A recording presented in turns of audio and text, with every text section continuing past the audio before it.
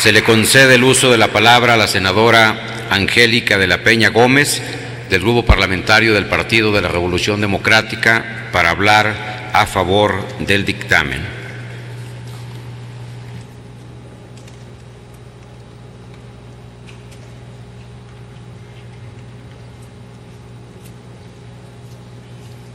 Con su venia, señor presidente, señoras senadoras, señores senadores, a lo largo del siglo XVIII hasta nuestros días, las discusiones en torno a la Ciudad de México han girado en 4 temas básicos, 5 temas básicos. El primero, su extensión territorial. Segundo, los derechos políticos de sus habitantes. Tercero, la definición de sus relaciones políticas con los órganos de gobierno de la Federación. No hay que recordar que aquí están asentados los poderes de la Unión. Y, por supuesto, su relación con el Congreso de la Unión. 4, el carácter representativo y grado de autonomía tanto del gobierno de la ciudad como de sus unidades territoriales, basados en esta característica de que, insisto, el Distrito Federal es la capital del país.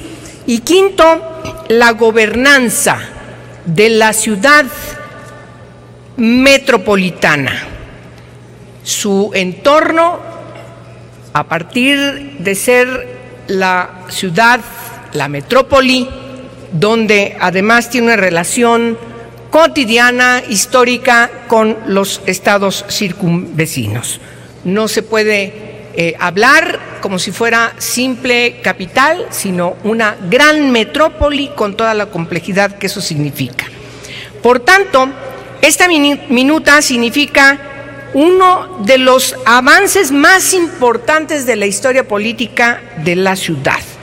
Un avance gradual, sí, es un avance gradual, pero al fin es un avance.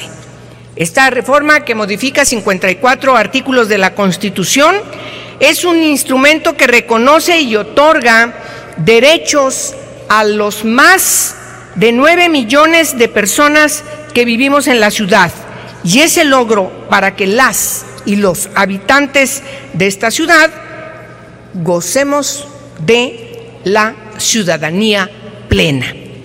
Esta reforma saldará, pues, una deuda histórica a quienes desde 1928 se les negaron sus derechos políticos básicos y a quienes a partir del 78 se les ha negado paulatinamente el acceso a una democracia plena. La reforma política de la Ciudad de México, como lo avisoró Porfirio Muñoz Ledo, que hoy nos acompaña junto con Ifigenia Martínez, será la primera, decía en algunos de sus textos Porfirio, la primera y verdadera reforma de Estado que se realiza en los últimos años. Y todo esto es resultado de un esfuerzo de sus habitantes de manera preponderante a partir de los sucesos lamentables que tuvieron lugar el 19 de septiembre de 1985. Las y los habitantes de esta ciudad lograron organizarse para sustituir la incapacidad gubernamental, dando lugar a la solidaridad manifiesta de todos y de todas quienes salieron a las calles a buscar entre los restos derrumbados a sus vecinas, a sus vecinos. No se podía a partir de entonces detener este ánimo, este ímpetu de quienes habitan esta ciudad para seguir a partir de esos lamentables sucesos, insistir en la importancia de transitar a reconocer los derechos civiles y políticos de quienes viven aquí. Es importante señalar, paradójicamente, que ciertamente a pesar de esto resultaba paradójica, contradictorio, que la ciudad, considerada una de las más progresistas del país, se le seguía negando sus derechos políticos.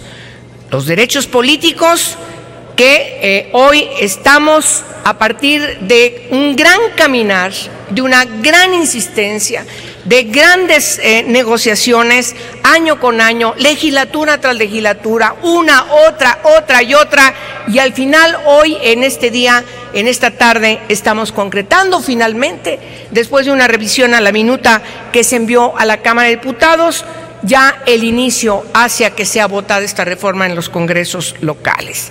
La diversidad política y cultural que se ha logrado en la ciudad no se podría entender, perdónenme que lo digan de manera clara y precisa, sin los derechos y las libertades que se reconocen a quienes habitan aquí. Qué paradójico. El derecho de las mujeres a decidir sobre su propio cuerpo, el matrimonio igualitario, aquí fue la primera entidad, la adopción de personas del mismo sexo, los derechos civiles, por ejemplo, el divorcio exprés, aquí fue en primerísimo lugar la entidad que reformó su Código Civil para lograrlo. También la práctica del presupuesto participativo y también las consultas vinculantes. ¿O no? Las consultas ya llegaron también para quedarse. Y en ese sentido, a pesar de que nosotros criticamos mucho esta conclusión, que hay una gran cantidad de concesiones, nadie se puede decir que se lleva todo. Aquí se negoció esta reforma, fue un proceso gradual, un proceso paulatino, para finalmente llegar a una decisión. Nunca más el presidente de la República o el Congreso de la Unión volverá a decidir sobre el nombramiento del procurador o procuradora o del secretario de Seguridad Pública. Ya, aunque no es un Estado configurado plenamente como una entidad federativa, ya no más Distrito Federal, ahora es la Ciudad de México, sui generis, y por supuesto contará con el pleno reconocimiento de sus poderes, de sus órganos y de sus instituciones. No hablo ni abundo más, porque aquí quienes me han antecedido la palabra han hablado de las cualidades que significa la transformación también de sus delegaciones hacia entes territoriales con controles democráticos, con concejales, etcétera, cuya conformación deberá reflejar necesariamente, y de eso sí estamos seguras, la pluralidad política y sobre todo la autonomía de gestión y sobre todo trabajar hacia la autonomía presupuestaria. ¿Hacen falta cosas? Sí.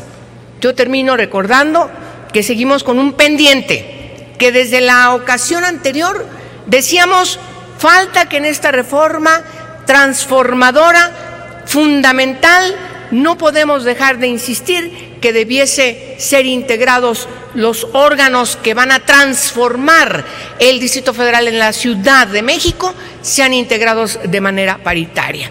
Quienes estarán en el constituyente, quienes estarán en los consejos y sobre todo quienes estarán en los órganos de gobierno. La paridad sustantiva, la igualdad sustantiva tiene que integrarse. Ese es el gran pendiente que se intentó corregir, por cierto, por la Cámara de Diputados, ahora en el proceso de revisión de esta minuta, en días pasados, con una adición a uno de los incisos de uno de sus artículos. Sin embargo, no tuvo consenso. Igual que tampoco tuvo consenso lo que acá impulsamos cuando lo estábamos discutiendo.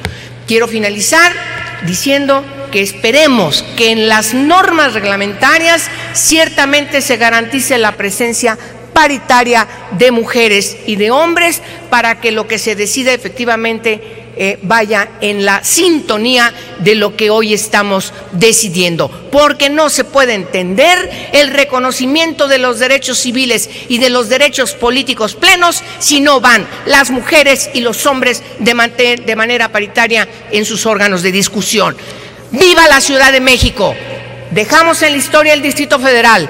¡Viva la Ciudad de México! Muchas gracias por su atención y me uno a la felicitación de este proceso de quienes me antecedieron en la palabra y lo han mencionado. Es un proceso gradual y qué bueno que hoy lo estamos concretando en el Congreso de la Unión para que vaya a los congresos locales. Muchas gracias. Gracias, senadora Angélica de la Peña Gómez.